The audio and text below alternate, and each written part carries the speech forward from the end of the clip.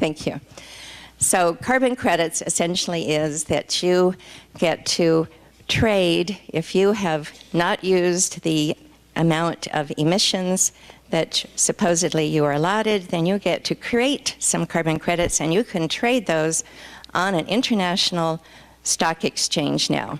And for those factories that just somehow keep polluting and they can't quite cut down their emissions, they can buy carbon credits so they can go on polluting and everything's just fine. And I told the students, you know, when you think about this, it almost is like way back when in the Middle Ages when the Catholic Church was selling indulgences to get their relatives out of purgatory. You know, this is as nefarious as indulgences. These carbon credits are something so silly and so nefarious. You know, how can you even trade something that is just this flighty little something? Anyway, some of the students actually were nodding, and the little boy that had done the thumbprint of the earth melting, he seemed really relieved. But the sad thing is, maybe I'm one teacher that will tell them the truth, and I want you to know that art teacher never asked me to come back again.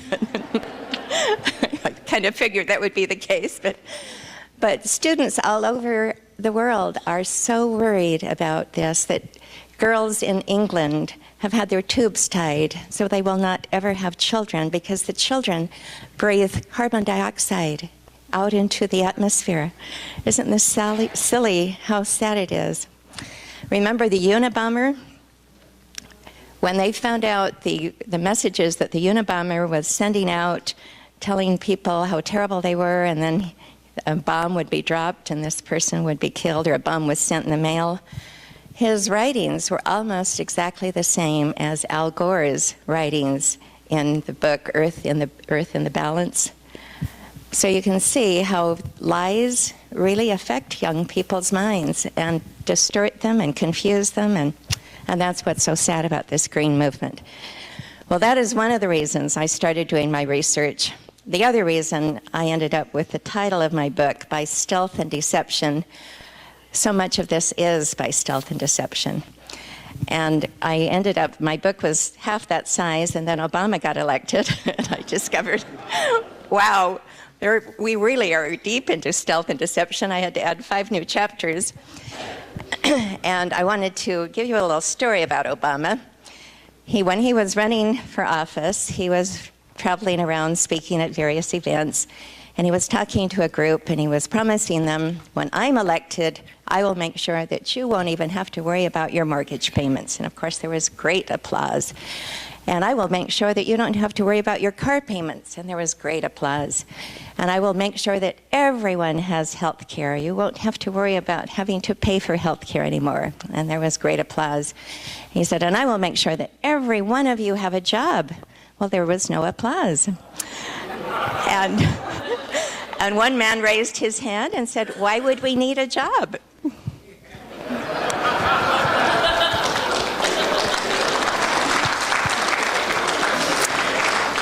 And that is essentially what socialism does.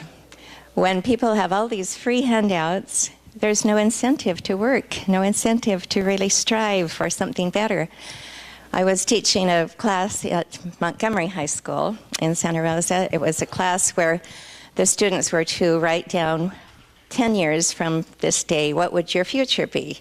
They were to write what they would be doing, what profession, if they were married, how many children they would have. Well, one young man was not writing anything. And so I went over to him and I said, can't you think what your future will be like in 10 years? And he said, well, I know what it'll be like. I just don't want to write it down. I said, why? He said, I'll just be on welfare like my mother is and her mother was before her. And I said, and you really envision that for yourself? He said, yes. And I said, will you be married? He said, yes.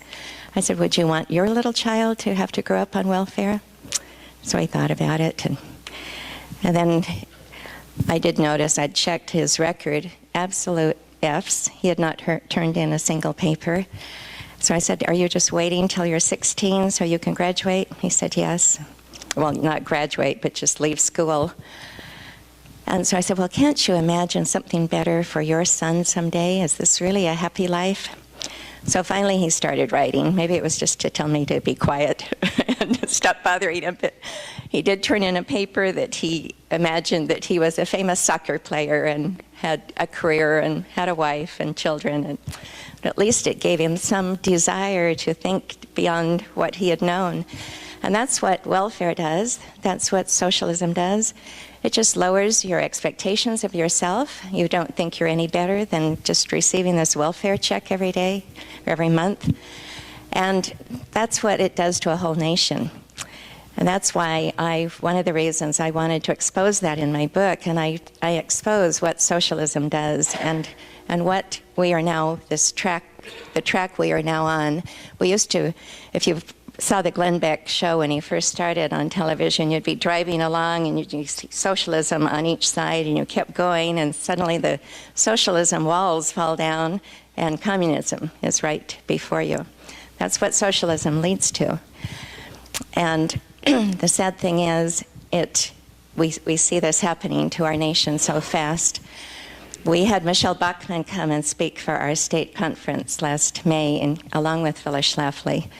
And by the way, if any of you would like to be on our mailing list, we'll make sure that you're invited to when we have our state conference again, which will probably be either in June or in September. We like to have it around September 17th, when the Constitution was first ratified. I'm sure you all know that that's Constitution Day. Hardly anyone else does anymore.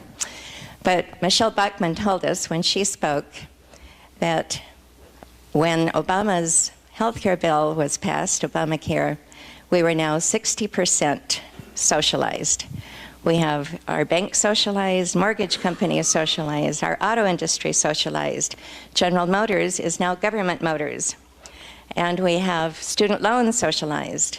And we have the healthcare socialized. And hopefully our newly elected Republicans can do something to stop this. We're just so afraid that the Senate won't, but maybe things can change.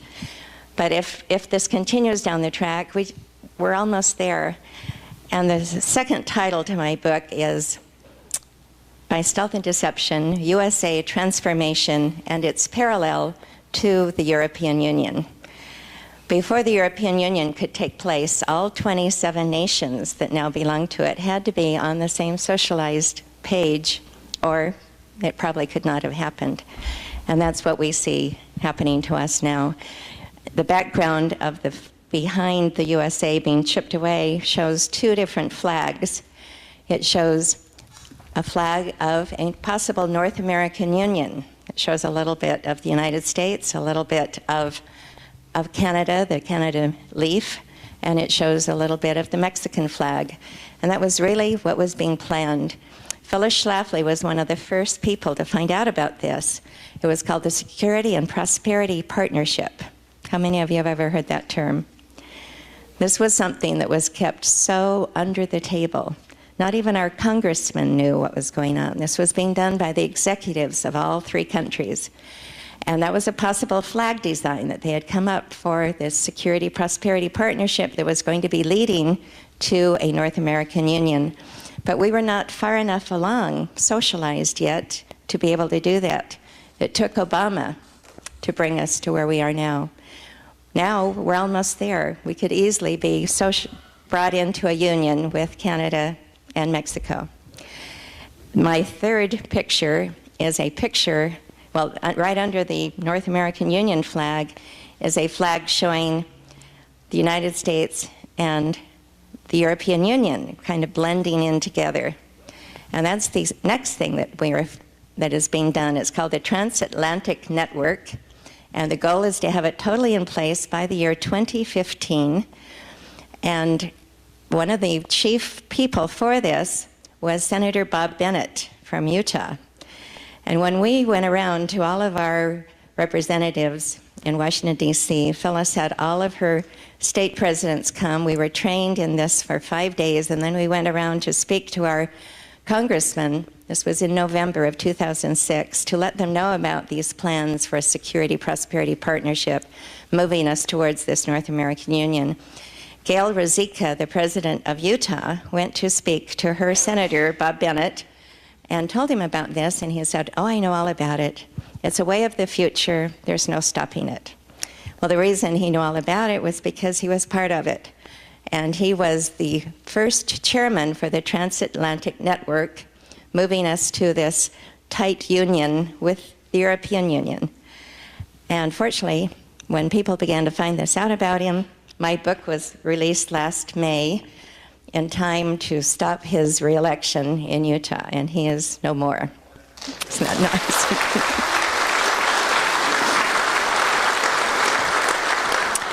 So there are ways that we can work to stop this. As much as we find out, we need to share information with our neighbors. I wanted to give you one other story, just to let you know what you are doing and how wonderful you are.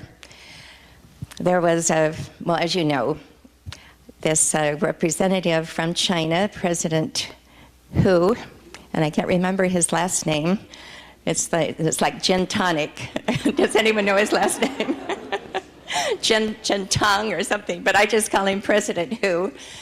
And the reason I think it's so interesting is, remember back when we had the Abbott and Costello movies, the cute joke about who's on first? Well, I believe Hu is on first, he's on second, on third, he's the shortstop. In fact, China, Red China, Communist China, is running the whole ball game. And the reason that is because we are in such great debt to them. I have a whole chapter in my book about the financial crises. I believe this was totally a planned crisis, and we're slowly being moved closer and closer to absolute disaster planned for us financially. But what is interesting about this, there's a wise saying that a nation of debtors is a nation of slaves. And the more we are indebted to China and all the other places that we are indebted to, it's like they are now our masters. And that's why he feels like he can just come right in, and he was given this royal dinner at the White House, the red carpet treatment. Well, anyway, I'm going to tell you a little story about this.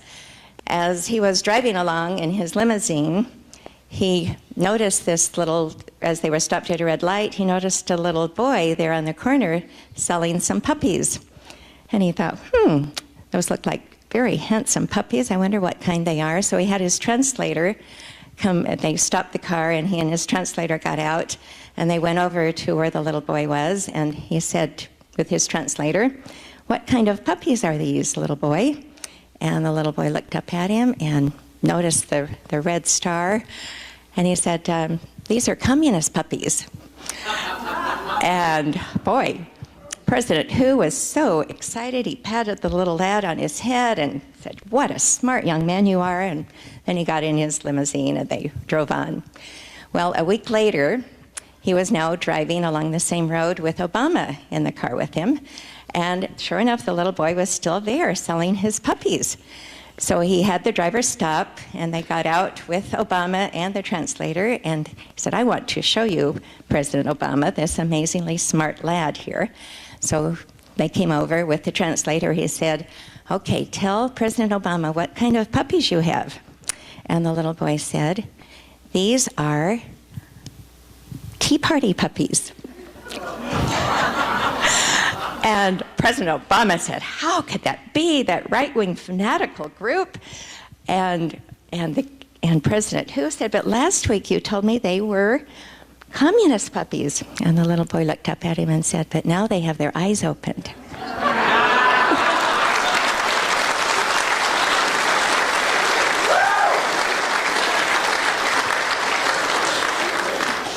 And that is what is so wonderful about you. You are here every Monday. You are having your eyes opened like you probably never thought would ever happen. And I am so impressed with the knowledge and understanding you have just hearing what Aaron has told me. So the last few minutes now, I'm going to go into local issues and tell you about the smart meter.